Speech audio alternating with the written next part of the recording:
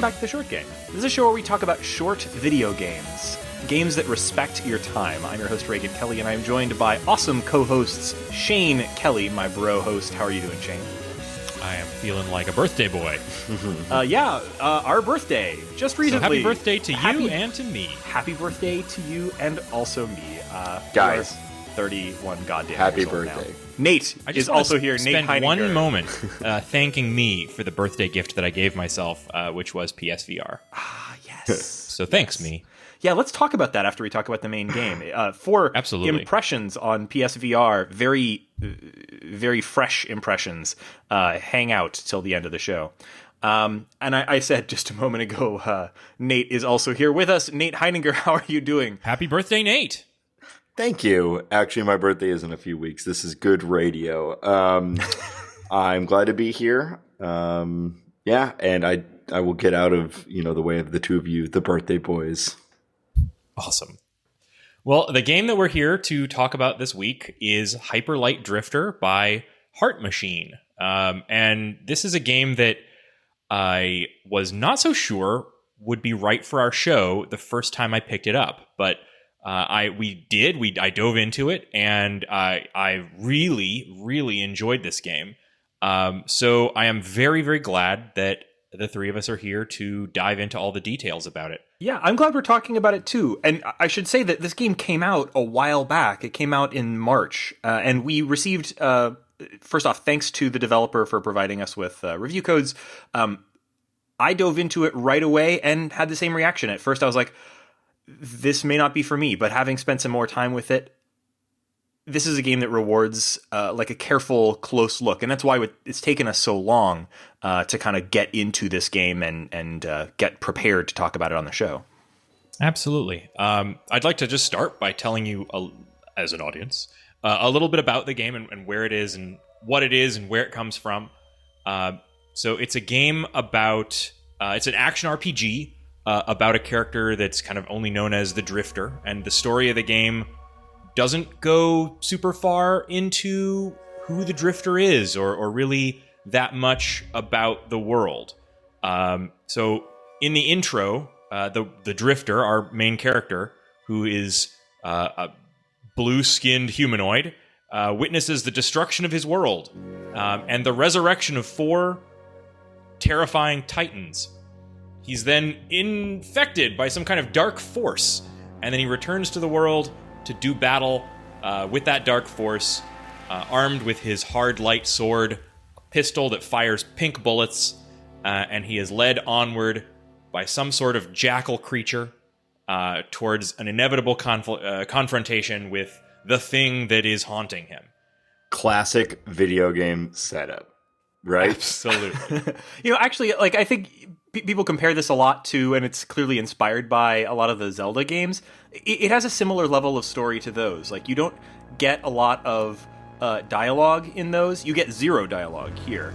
But yeah, true. It has like a sort of very pared down, really based on kind of allegory, or not allegory, what's the word I'm looking for? Like, it's kind of like, it relies on your familiarity with sort of tropes of, in the case of Zelda, fantasy. In the case of this, I guess kind of a meld of fantasy and science In the fiction. case of this, just Zelda. Yeah, I guess. Yeah, so it really is kind of like, just, like, the story is not the key focus here, but it does just enough to sort of make you feel like there's a sort of a mysterious sense of place. Yeah, it trusts that when it shows you a big bad creature and then shows you a castle on a map, that you know that you're going to have to go to that castle and kill that creature that it saw. It doesn't tell you who the creature is, why the creature's there, what you're going to see in between, or what you're really going to get when you beat the creature, but you at least have a direction to go and an idea that that's the next thing you're supposed to do, maybe. Yeah. One of the neat things that I think really is interesting about the style of the game is that because it has this sort of language of video games to fall back on, like I feel like generally anybody picking up this game in 2016 understands a little bit about kind of the language of video games, so that when it drops you into this environment, the environment doesn't really have to explain itself. You start off at the center of the world. And, if you go north, south, east, or west, you're going to encounter enemies.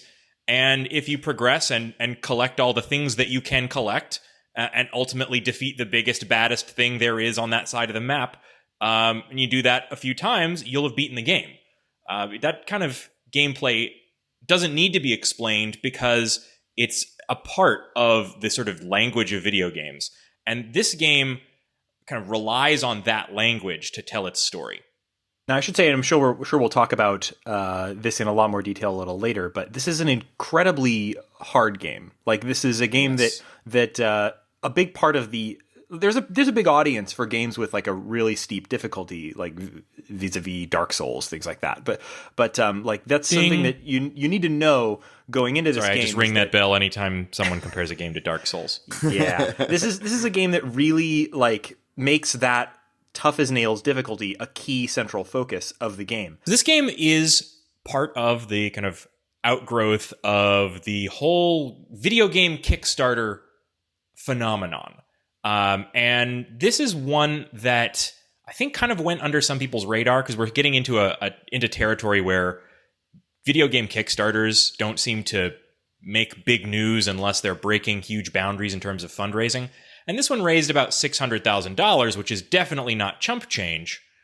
But this is a game that it's not one of those multi-million-dollar Kickstarters that are really breaking new ground in terms of, people dropping phenomenal amounts of coin.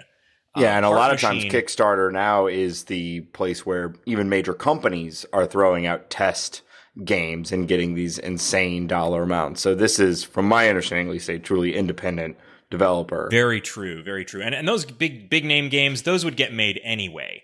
It's games like this that are probably a lot more niche, that are really reliant on that kind of crowdfunding element to actually just just to exist in the first place. Yeah. And Heart Machine, which is a company created pretty much, I believe, just for this game to begin with, by a guy named Alex Preston, it's a company that has a really interesting story just from the Kickstarter, but also from sort of the story of Alex Preston himself, having done a few interviews. The game itself, I mentioned when I kind of brought up the character of the Drifter. He's infected with an illness that's sort of hunting him, and that is a story that kind of mirrors Alex Preston's personal story. He's a man who's had he's in his 30s and he's had a lifelong history of heart disease, and he is not sure, when he's going to be able to work. He's not sure how long he's going to live, I guess, given kind of the sort of things he said in interviews. And so this character of the Drifter, being kind of driven by illness, is something that I think is personal for the story, and maybe has a lot to do with the look and feel of the game as well, because every accomplishment that you get in this game is counterbalanced by basically like an assault on the main character by his own illness. I think is a really interesting element of the story and of the look of the game. And the look of the game is really striking. Like we've talked about Sword and Sorcery, or Super Brothers Sword and Sorcery EP on this show before, and I think that's the closest thing I can compare it to. It's a gorgeous pixel art style that's like incredibly intricate, so I can really see why people wanted to, put money into this on Kickstarter. Just looking at screenshots, even very early screenshots, it looks gorgeous. I think there's any moment in this game you could take a screen grab and it's worth looking at. Like everything. I took tons of screen grabs and video while I was playing through this game. And one of the most awesome things to do when you're playing it is to go back and look at some of those big climactic fights when you've actually just finished it and won, and go back and watch yourself zigzag around the screen like a super ninja. The incredible difficulty of the game is really highlighted there when you do that. But the style, I think the Super Brother, we need to come up with a name for this style of pixel art. I'm no good at naming things. Frog homework. This sort of very thin line style. It's very different from what you'd expect when we describe the game up front as being similar to Zelda. It's like the color palette of Monument Valley, maybe? The kind of like pastel-y colors. Yeah, I could see that. It's sort of in the same color area. It's got a lot of like bright neon and really interesting like pink and blue kind of colors. And kind of glitchy. Neon pinks and blues are becoming kind of the signature palette of hot indie titles, and I think that probably started with like Hotline Miami, but it's leaking into everything now. But this game pulls it off incredibly well. They have a way that they display things in this game that goes beyond pixel art. It's sort of reprojected and post processed and color manipulated in tons of interesting ways. You mentioned it looks a little glitchy. It goes from glitchy to glowy to glary to any other term that I could probably abuse here. There's a thing you could do in like in GarageBand where you could record like a guitar playing and then you put it through like the 8-bit cruncher, and on the other end when it comes out it's supposed to kind of sound like it's like an 8-bit like a video game song, but it doesn't really, but it sounds a little crunchy like 8-bit music does. And that's kind of how this feels. It's like they took like a really nice full design, like almost painted scene, and then put it through like an 8-bit cruncher, and it all gets simplified, but you see little moments of like real color and real design throughout the whole thing. Now, one thing about this art style, like I 100% think it's beautiful, but I will say that occasionally it does sort of work against you because it has this perspective that is like very. So this is very true pixel art. This is not like things that might be at various different sizes or scales that happen to be made up of little boxes. Now, this is like true pixel art. It's on a grid. It's isometric. Every pixel is on a precise grid. Actually, no, it's not really isometric. Well, there are some places where it's not isometric. I don't know what the word is for that perspective, but it's a perspective that is sort of from above and slightly an angle, but not turned like an isometric perspective. But what that can sometimes like top mean, down, but you see the head to the feet. Right. In the Zelda perspective, really. But the problem occasionally is that it can be very intricate, but it can also sometimes leave you not sure what is foreground and what is background, or even really necessarily what is going to kill you and what is not going to kill you. And that can be pretty frustrating in a game with difficulty as high as this. There's a lot of times where I wasn't sure, for example, is that black thing a black platform or is that a hole I'll fall into? Is this thing that sticks up, is that a wall or is it just part of the decoration of the floor? So there were occasional problems I had with it. But mostly the art style is gorgeous, and only occasionally does that gorgeous art style kind of interfere with gameplay. Occasionally it kind of does, though.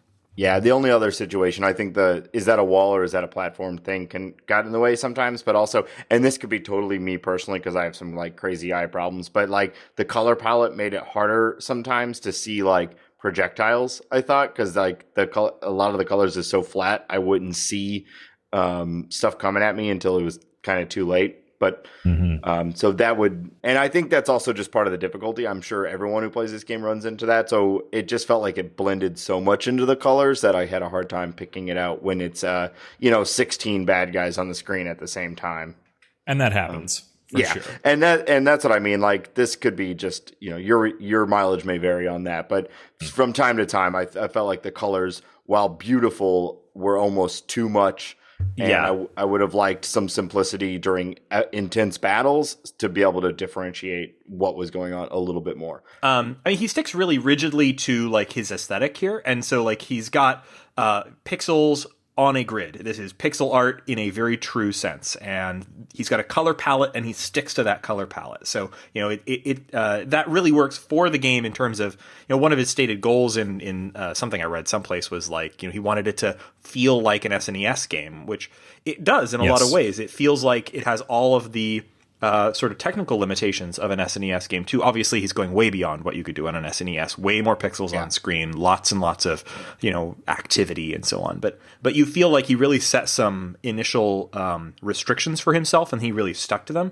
And in some places, that really leads to like an excellent experience, and in other places, it kind of doesn't. For example, like I would really like to have a little bit more parallax in order to tell, like, what is the thing I can pass underneath and what is the thing that I'm going to run into as a wall, that kind of thing. Speaking of the SNES kind of comparison there, one of the things on the Kickstarter that I really wish they had managed, the highest level Kickstarter goal that they never hit was a SNES demake of the game that would actually run on an SNES, which would have been amazing if they had managed to do it.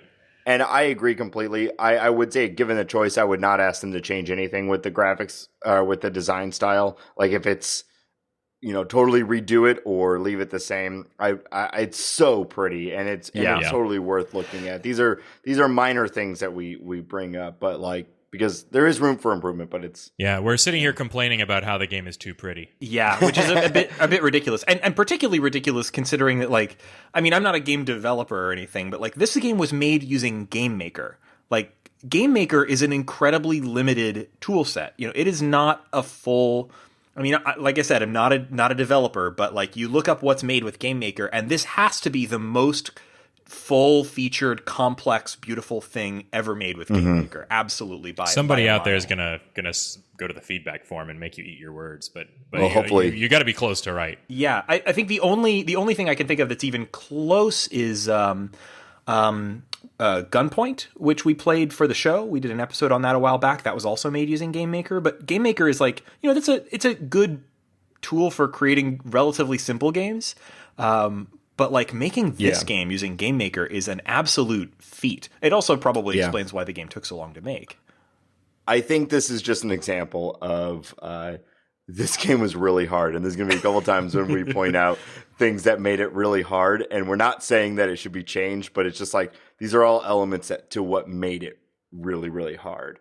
So I think there's going to be a couple times throughout this episode where we're like, but what if they did it this way? And it's really just us coming up with ways to make it easier for us, but not necessarily like a real recommendation for change, Yeah, definitely. The game asks a lot of you. Yeah.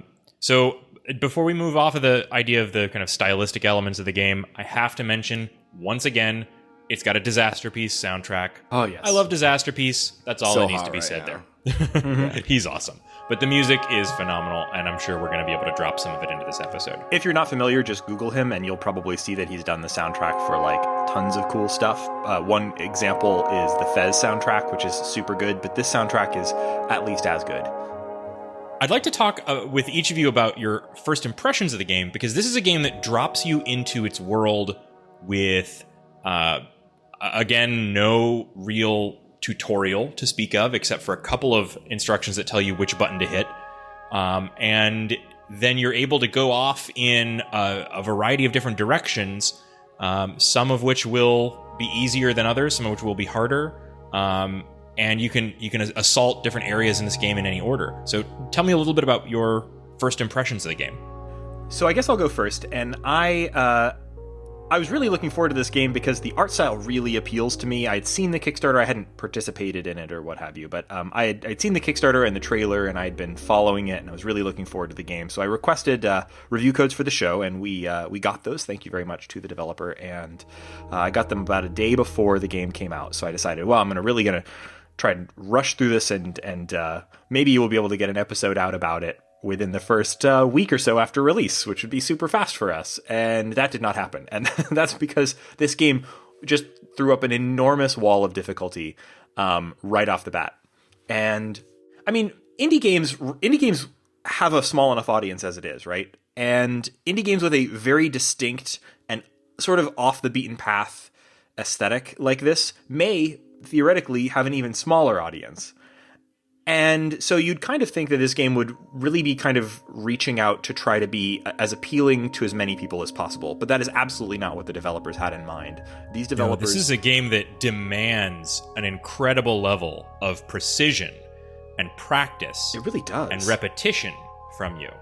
And very few games are willing to even try to ask that much of you. Yeah, and my first impression with the game was I don't think I have this in me. Like, I played it for about 2 hours, and I think when you first are dropped into this game, it wordlessly drops you into a scenario where you basically can pick any direction to go. There's 4 different directions that you can go in. It doesn't really tell you what to do at all. You just sort of have to guess, okay, I guess I should start walking in one of these directions, and eventually I'll get through it, right? Well, kind of. There's like a dog that I think leads you, or a jackal, as he said, like, unless you ignore it, which you can. Well, I did follow it, and I don't think it led me in a direction that was the easiest to start with. We'll probably talk about what order we went in throughout the game, but yeah, no, it takes you into the town, or it takes you to somewhere where you're attacked by the it takes dark you force, east. and then another drifter. You collapse, and he finds you in the woods, and he takes you to his house, and that's where you really start the interaction of the game. Yeah. I basically got through about 2 hours of the game, got to a point where I was stuck in a way that at the time felt really unfair. Something about the way that this game handles progress is that you have health packs that you carry with you. You can carry an X number of health packs. You can take basically about 5 hits before you need to use a health pack. Yep. Whenever you go through a door, if you take of any 5 kind, hits, you're dead. Right. So whenever hits. you go through a door of any kind, it And saves some your things do progress. double damage. I want to add on to that. Not only so, just to enhance the unforgiving nature of the game, getting hit stuns you, and unlike in a lot of games where you get like some invincibility frames or something, you do not. So it's extremely easy to get pinned down and beaten to death. Yeah, in this game. Very easy. And obviously you have to pay attention to the enemies and their patterns. They all have sort of like very video gamey patterns, and you can predict what they're going to do if you pay attention enough. But sometimes you end up in very large crowds of them. And the thing I mentioned about the game's saving is that it saves every time you go through a door. And it doesn't just save your progress, it saves how many health packs you have and what health you have. And so it's very easy to get into situations where you're respawning at one hit with no health packs. Yes, it very much incentivizes completing each room perfectly. So as you progress if you through don't, the game, if you really screw up, there's basically no way to kind of reset. You don't have multiple save slots or anything. You pretty much have to like warp back to town and kind of give it another try from scratch. And I very quickly ran into that sort of situation and got very frustrated with it and kind of rage quit, which is why here we are months and months later talking about the game. I rage quit the game in the first week, and the only reason we're talking about it again is that Shane decided to give it another try and ended up really, really loving the game and convincing me to give it another try. And thank you, Shane, for convincing me to give it another try, because I am glad that I gave it another shot. Mm-hmm. Get good. Yeah. The experience for me was pretty similar. Like I tried it out at first and I kind of rage quit, and I came back to it after a little while just because I kept hearing people talk about it. And, I thought that, wow, this is a terrible game, very stylistic, but terrible. And I just kept hearing good things about it. A good friend of mine was asking me about it. He had heard the story of the developer, and he brought it up to me again. And I was hearing some of the soundtrack and other places, and I was like, well, you know what? Maybe I will. I'll give it another shot. So I downloaded it on my PS4, and I started playing it there. And I just sort of took my time with it. And somebody somewhere out there had mentioned, like, you really have to just take a slow and precise approach to the game. And once I started doing that, the areas started to open up to me. And my initial kind of direction, I went east first and fought some awesome, annoying plant creatures that explode, and kind of worked my way around. And eventually, I'd completed a whole area, and that kind of gave me the confidence to continue and carry on and beat the rest of the game. And I had an amazing time. So I should probably confess at this point that I think the only person among us that has completed the game is Shane. I did not. That has never happened on this show. Yeah, it's the first time. So my experience is similar to Reagan's, and I think we're just all at different moments with how this game ultimately makes you feel. Because Shane, I think you your opinion is like the final evolution of how players play this game. You pick it up, you play it, you have no idea what's going on, and you rage quit. And then you say, you know what? Okay, I see what's going on here. I'm going to take my time with it. I'm going to come back to it. And I beat it, and I love it.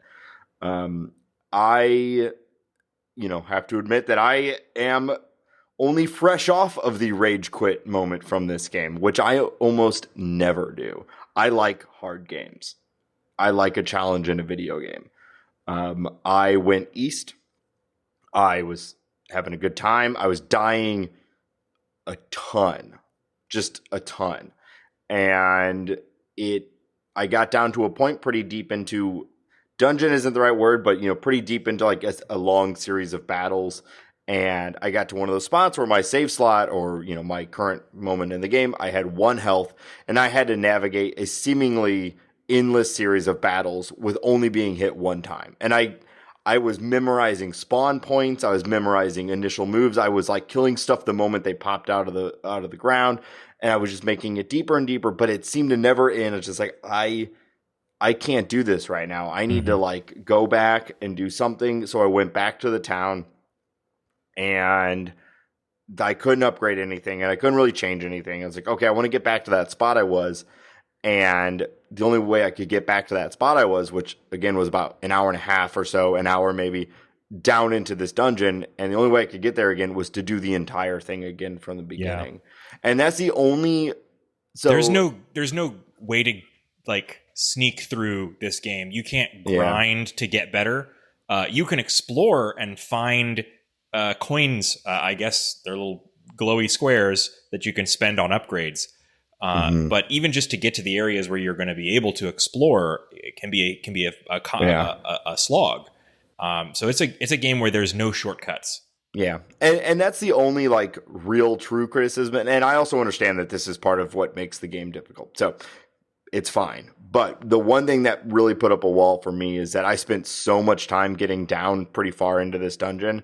And then because of my own play, I totally understand that. I had put myself into a really difficult situation.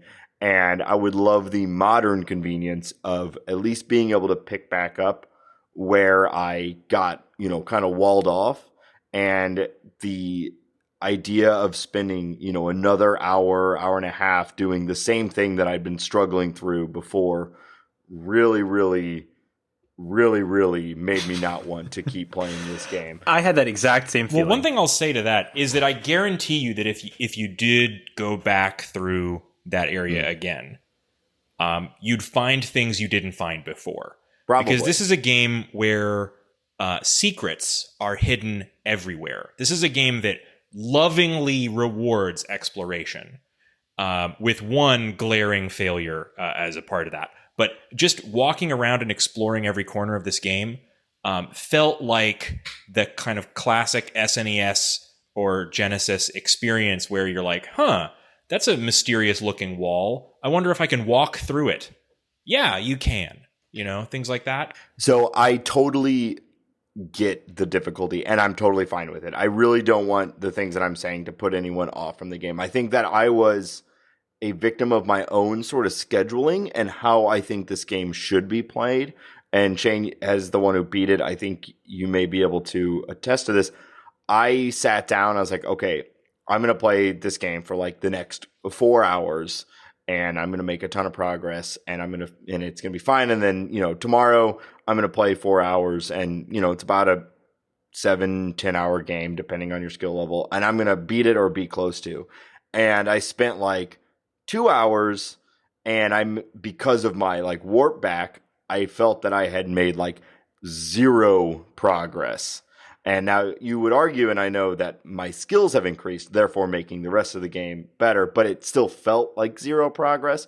And I think that probably this game would be better off if you played it in like short, tense play sessions. Whereas I burned myself out by like repeated tough battle, master it, move forward, and then to have to do it all over again. I'm just like, no, this is not me. Yeah. Once I got my feet in the game, I had I kind of went through it in mostly like 1 or 2 hour play sessions, sometimes less. And in each of those play sessions, I was finding 1 or 2 of the kind of key pieces, you know, that you or the core things that you're collecting. And in every one of those, there was some point where I got fucking stuck as hell. And I have picked it back up and continued to make progress, and I feel good about it. But like, to me, that's been the biggest experience thus far, is this like total burnout in a game that I almost have never felt in a game. And I like hard games. But I think that is itself a unique experience. And I think I recommend that people play this game. I know we're going to go to wrap up at the end of this, but I just kind of spieled about my what would maybe sound like a negative experience, but it's just the way I approached it, I think, was probably wrong. And so, Shane, what you mentioned about like things being hidden, there being lots of like every time you go through an area, even if you're having to go through it multiple times, you're finding new things. Like that's part of like I think the key design philosophy behind this game was this sort of intentional obscurity. Like everything about this game is a mystery. You know, when you're dropped into the game, you don't know what to do and it doesn't tell you and there's no words. And the story is a mystery. It's intentionally obscure.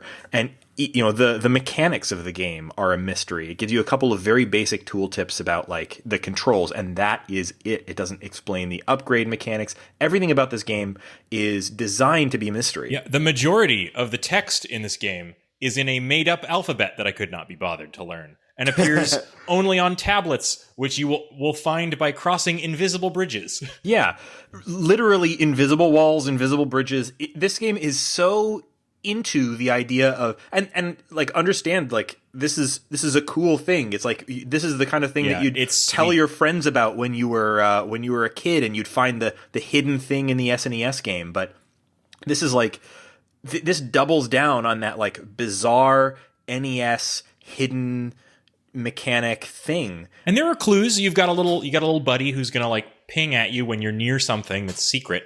But it's not 100% reliable. Like most of the time, it feels like there's this moment of dialogue between you and the map designer, and I'm just looking at an area, and I'm like, I bet something's hidden. I would hide something there, you know. So there's a certain point where you just get the game, and you're like, I knew it. I fucking knew it. That wall, I could walk right past there, and there's a chest in there. That's a cool feeling. It's an awesome feeling. It really is. And so that's like a big mark in the pro column on this game. Something I would explain about this game is that like I feel like this is to the Zelda games, like Hyper Light Drifter is to Zelda as like Fez is to platformers like Mario. Like this is a game that is kind of like imitating those older games through a particular lens, and that lens is like if what you remember about Zelda is the thrill of exploring something where it doesn't tell you, don't know what's going on. Maybe you can't even read. Maybe you were 7 years old when you played this, and I don't know what age. Wait, hold on. Did it take you till you were 7 to learn to read? Yeah. Don't question me. He still can't read. And you know, like when you're 10, when you learn to walk. Yeah, exactly. You know, for the first time. Maybe you were a little kid. You couldn't be bothered to read the manual, or maybe you didn't know how. And those games had almost no text in them. If you look back at like Zelda and think, man, that's what was great about Zelda. The mystery and the fact that nothing was explained and everything that was a discovery was a magical moment. Then it's real discovery. Then this does that incredibly well. Now, if what you liked about Zelda was like the puzzle solving, this doesn't really do that, or at least not as well. If what you liked about Zelda was the sort of like, I mean, certainly if you like Zelda for its story, this isn't that. I don't think anybody likes Zelda for its story. That's true, right? Yeah. Zelda's story is fine or whatever, but no one is picking those games up to find out this game, as little as it has a way better story than Zelda. I guess that's probably true. But this game carries that obscurity and mystery through to every possible area of the game. The menus are a mystery. There's no text in the menus. There's upgrade mechanics in this. There's shops. There's no text in the shops. You have to figure out from symbols what the shops do. They show you a little video of what an upgrade is going to do, and still I managed to buy upgrades, and they did something different from what I thought they did. I bought an upgrade, and I had no idea what it did even after I bought it. I was like, did that do anything? No idea. Can't tell. Correct me if I'm wrong. The only actual written word that is readable is when you hit pause and you can go to like settings. Yeah. There's a handful of like words like right at the very beginning. Like I think it tells you can use these teleporter pads or something along that line. Oh yeah, there's a few tips right at the beginning to explain the bare minimum. And you know that like the like dribs and drabs of actual text that are in this game are all places where like probably somebody during testing like literally freaked out and rage quit, and they like deliberately put in like 3 words just to assuage that. In this game, it must have been dozens of people, and they must have split their wrists. Yeah, exactly. Yeah, there's definitely no text from characters in a language you can read, nor any text from the world that you can read. Yeah. And so all that builds into the difficulty. We talked about the incredible difficulty of just like the minute-to-minute combat and that, but there's a difficulty to just conceptualizing this game, to deciding what your goals are, to knowing whether or not you're moving towards those goals, that it's hard to tell in this game because of its intentional obscurity. And knowing that when you're going in would really be a big help. When I first booted up this game, I did not realize that it was going to be quite so incredibly cryptic, and that I didn't know I was going to have this incredible skill barrier either. All of those things led me to kind of rage quit the game. If I had known that stuff going in, I think I would have had a much better time. And that's why I think I had an incredibly improved experience when I went into it a second time after Shane had already experienced most of the game and was there to kind of tell me what was up. Hey, Reagan, I just have to apologize to you. I just looked it up because I started thinking about it more. The average age that someone learns to read is actually 7 years old. Aha, so good. Okay. It's actually about 6 or 7 years old. Pull that completely out of my butt. I'm glad. Okay. Well, I guess Hooked on Phonics worked for Nate. I just want to say I'm sorry. You're forgiven, Nate. Thank you.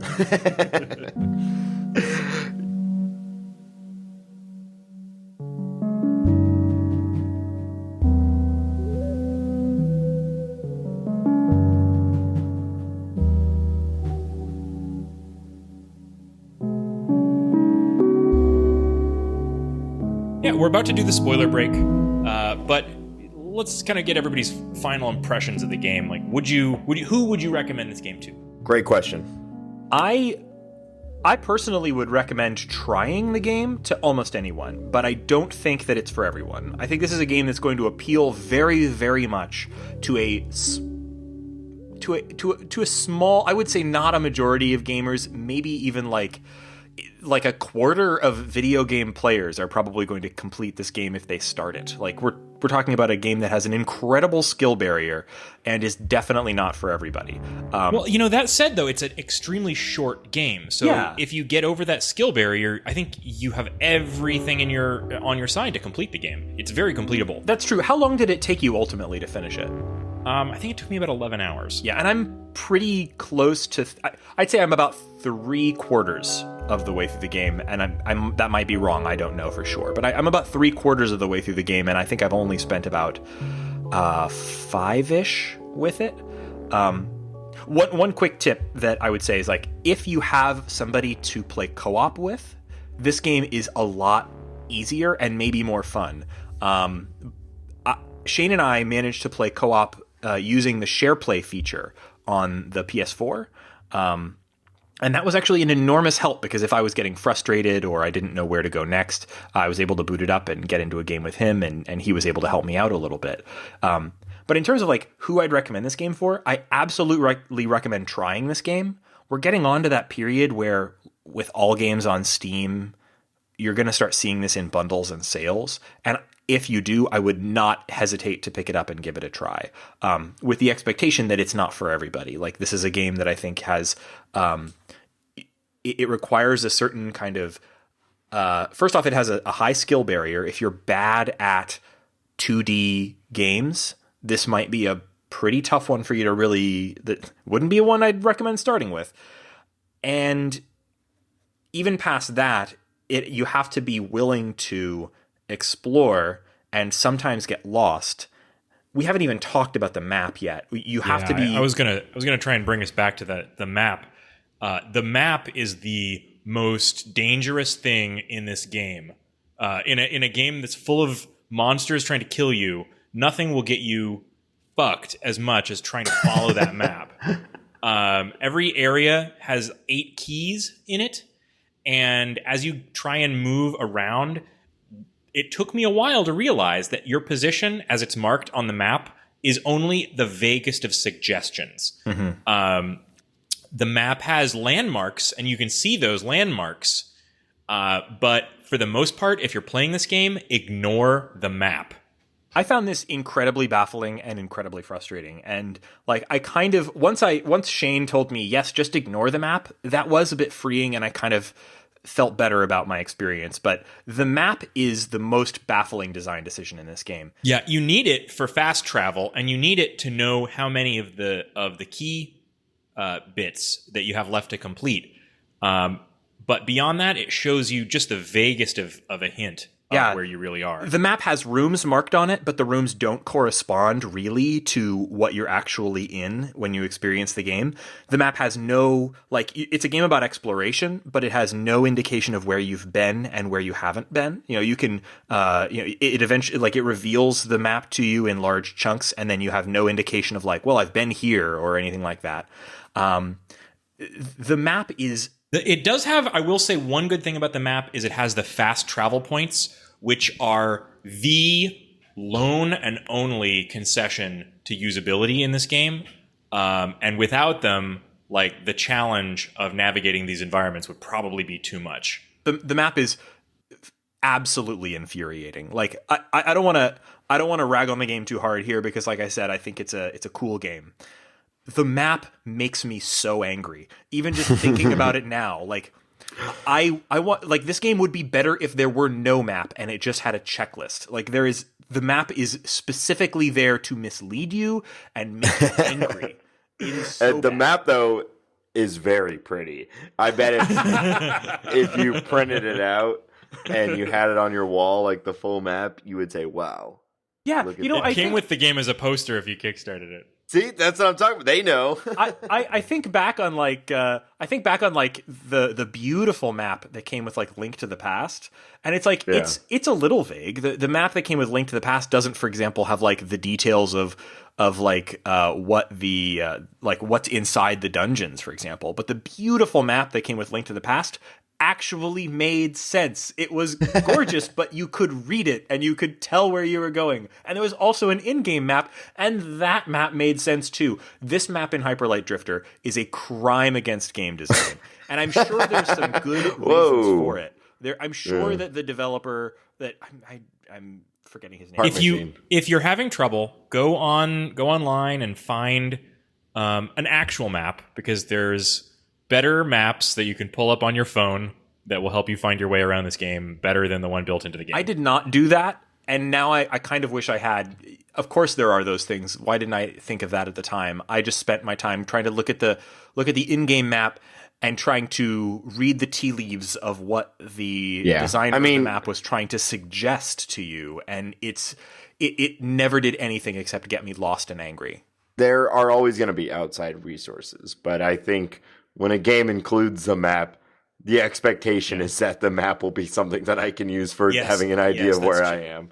And I will say you certainly don't need to do that. I completed the game without Googling how to get to Birdman. So, you know, it's definitely doable without it. But that sort of thing does exist. Yeah. I do. I also recommend this game.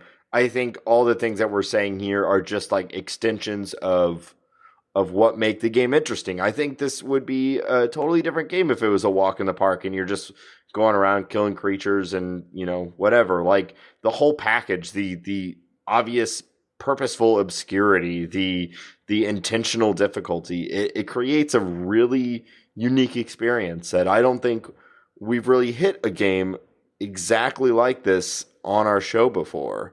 And I do think a lot of people will bounce off of it, but I think it's worth the time and the effort to get good. Yeah. You look back at reviews from when this game first came out, and about 50-50. Like, some of them are just saying like, I bounced off this game, it was very, very hard, and it made me angry, and there are baffling mysteries and design decisions here. And about another half of them are very positive and take a lot of those same things as, things to praise. I think probably people will know whether that's for them or not. I'll say for those people that bounce off, once I beat 2 bosses in this game, I beat the entire rest of the game in less time than it took me to beat the first boss. So once you get your feet in the game, once you get to a point where you understand, like, oh, there's probably something hidden over there, or you understand how to watch the enemies and learn their patterns, like, you'll fly through the game. Yeah. So we're going to have a spoiler break, and I think mostly after the spoiler break, we're just going to have a quick chat with Shane about what order he went through things in, which actually for me was vital to getting as far as I did. So if you are needing tips on the game, maybe this spoiler section is actually something that you'd want to sit in for. But thank you guys for joining us. We're going to continue past the spoiler break. And actually, after we finish with the spoiler break, we're going to have a quick chat with Shane about his experiences with PlayStation VR, which he's just recently got.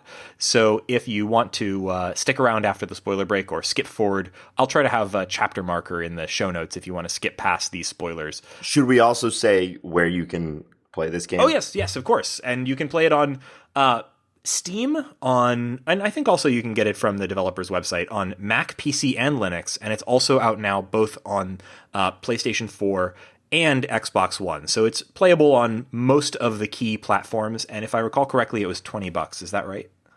That is correct. Right. So I guess if you want to stick with us for the PlayStation VR quick chat at the end, skip ahead forward. Otherwise, this is it, your spoiler break.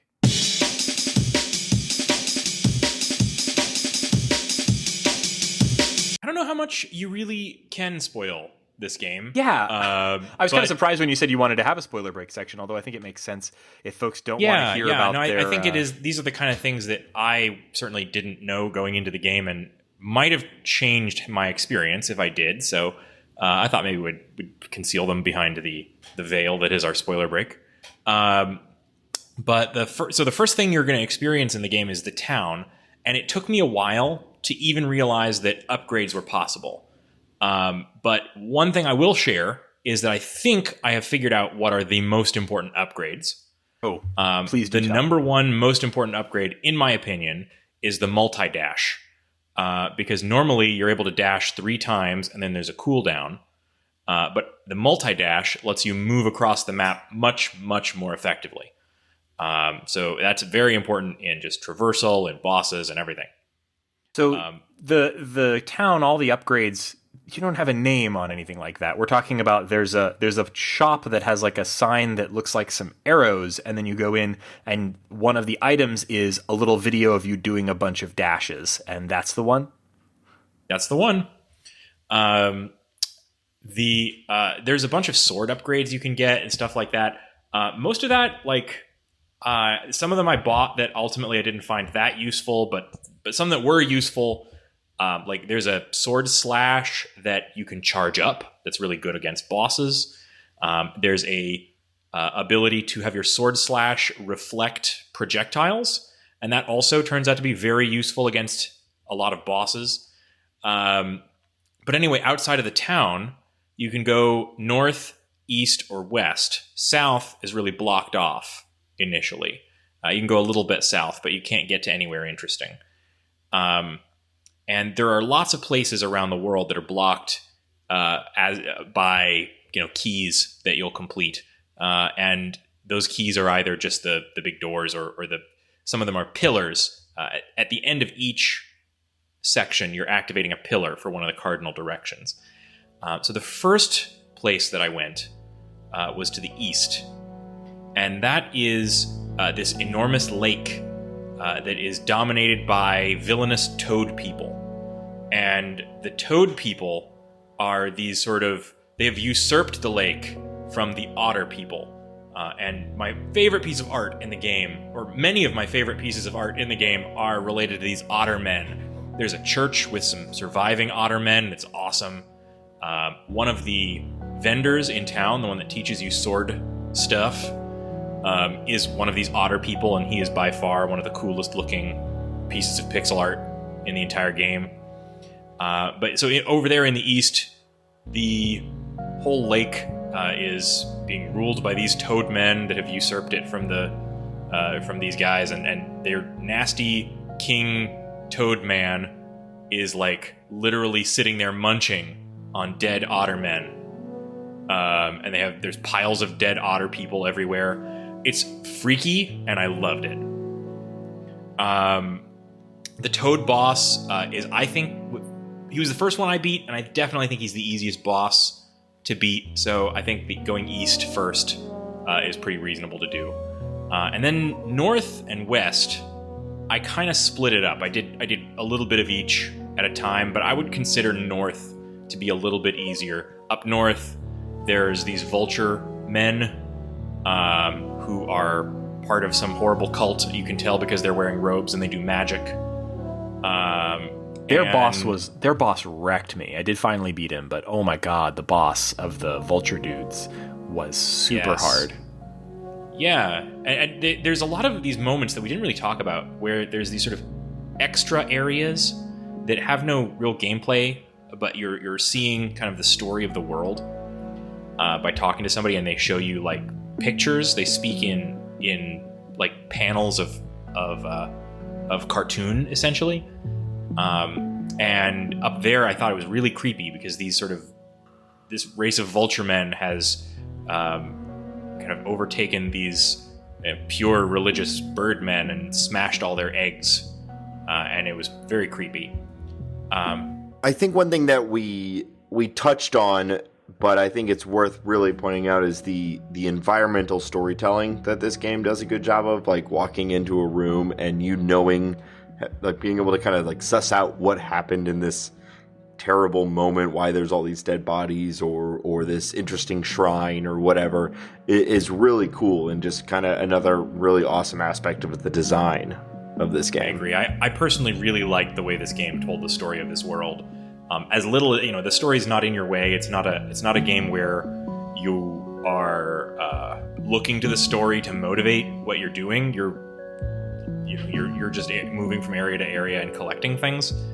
So you don't have to have it, and it doesn't have to be in your way, but they use it to color every screen in the game in a really beautiful way. And that the kind of the third area, which was the western area, which is the forest, that I thought was the best area in terms of that kind of environmental storytelling. There's these crystal creatures. They're this sort of crystalline life force or something has overtaken this whole area, and there's this story that has like real layers to it. There's this sort of blue-skinned race of people, which were the same race as the Drifter, right? And they were at war with these raccoon men, and this war is just sort of frozen in time by something that unleashed this crystal that sort of froze everything in place. And so you're seeing a war kind of in frozen in ice almost. And I haven't even mentioned that each of these areas has somewhere in it one of these enormous dead titans. And it's implied by kind of the sort of the storytelling you see that the death of the titan was involved in what unleashed this crystal that destroyed so much of the world there. And the final boss in that area is also he's frozen in this crystal, but he's one of the same kind of blue-skinned race of people as the Drifter. So, it raised obviously more questions for me than it answered, which I think is kind of natural to the style of storytelling, and it works for me. And then sort of the final area, the south, there's lizard people that lived there. They unlocked some secrets that Lizard Man was not meant to know. But kind of deep beneath that area is where you finally unlock the enemy that you can face. And I won't spoil the ending of the game, such as it is. It's pretty, but I will say that from the beginning, when you see the world coming to an end and the drifter trying to fight it. You basically have a story that begins and ends right there. So it's I thought the storytelling of the game was really excellent, and it really is just a way to convey this gorgeous art style. Well, we did promise to talk a little bit about PlayStation VR just here at the end. Shane got a PlayStation VR on launch day. I did not. It was just a couple of days after our birthday, and so it was a sort of birthday present to yourself, and I'll take credit for it. Happy birthday, Shane. Is that how that works? Exactly. He and I got you that, yeah. I got you that.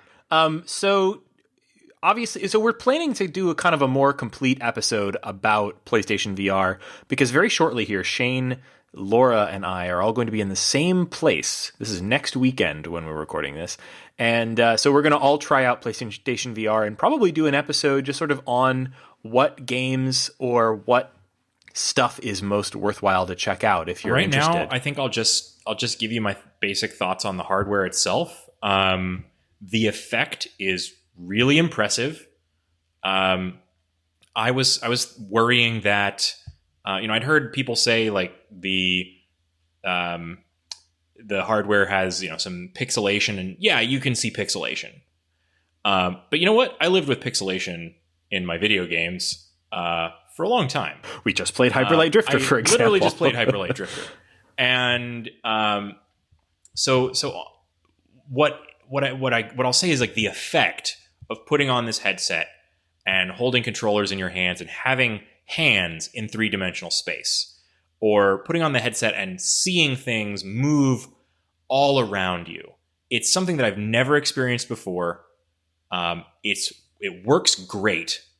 It's impressive to everybody that's tried it so far. I had a little birthday party and I had it out, and people were playing the PSVR Worlds, where they've got the thing with there's all kinds of different experiences, but the big showstopper for people was one that's not even really interactive at all. You're just in a diving cage, and a shark shows up, and person after person was literally flipping their lid when that shark literally their lid just flipped right off, and it really interfered with the positioning of the headset.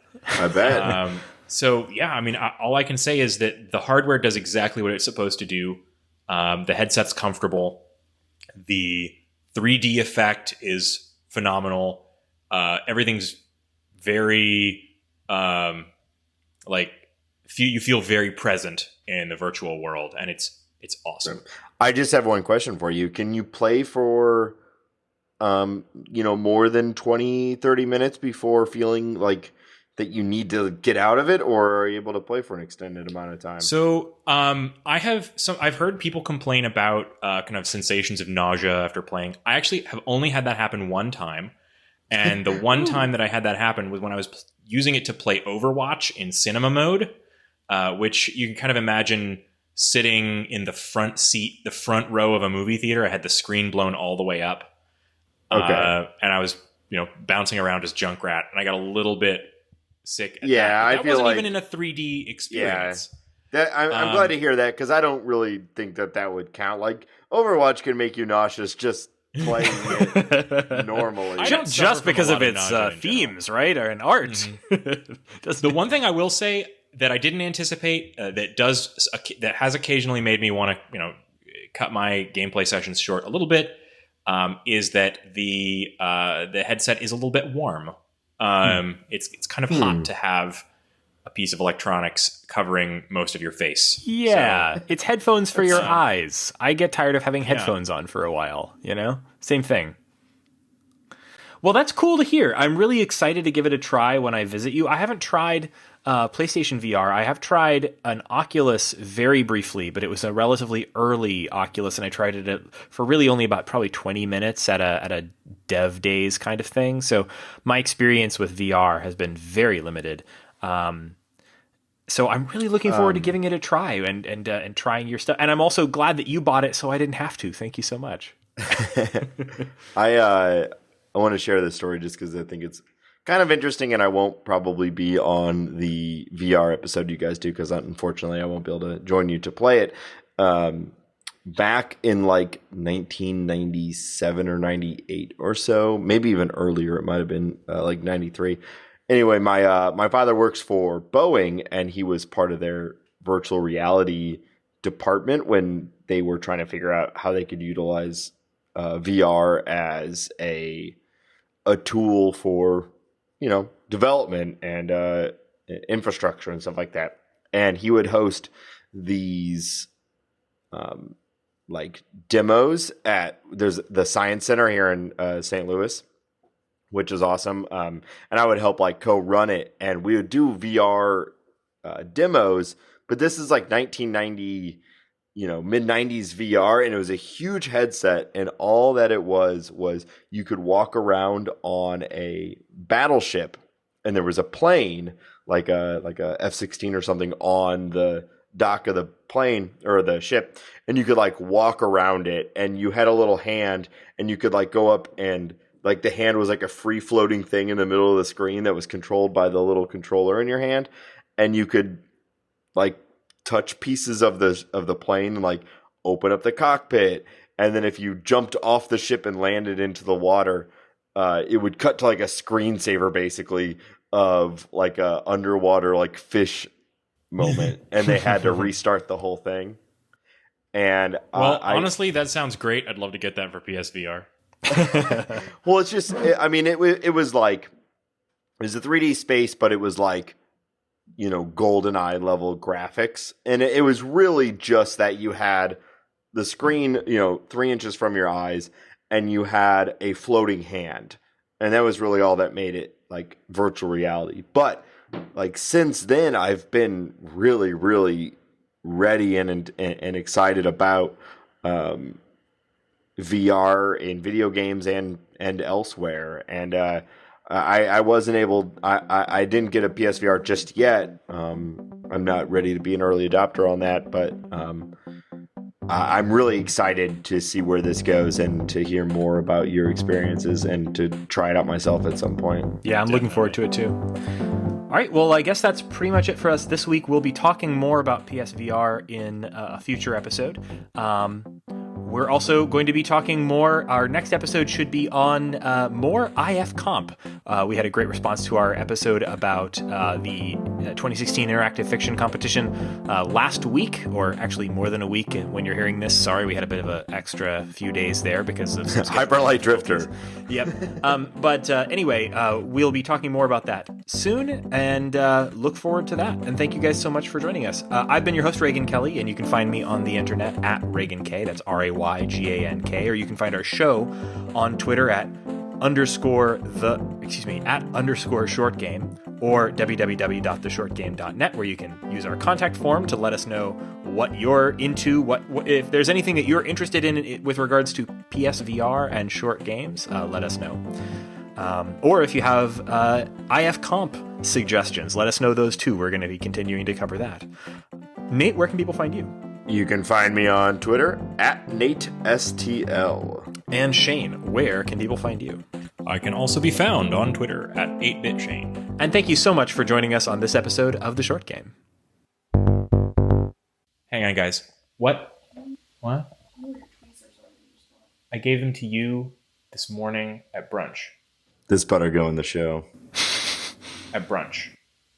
What do you think they had for brunch? I bet. You were walking away from the table at brunch? Okay. Somebody had Eggs Benedict. That's my first guess. Is Shane a biscuit and gravy guy? Man, they didn't have biscuits and gravy at brunch. Oh, man. Oh, my God. I went to the best brunch. Reagan, I went to Baba Yaga brunch. Oh, I love Baba Yaga brunch. Did someone have Eggs Benedict? Because that was my guess. Oh, dude, I had fucking Eggs Benedict. You know it. Nailed it. You know it. That is the brunch. Yeah. Okay, I'm just going to stop for a second.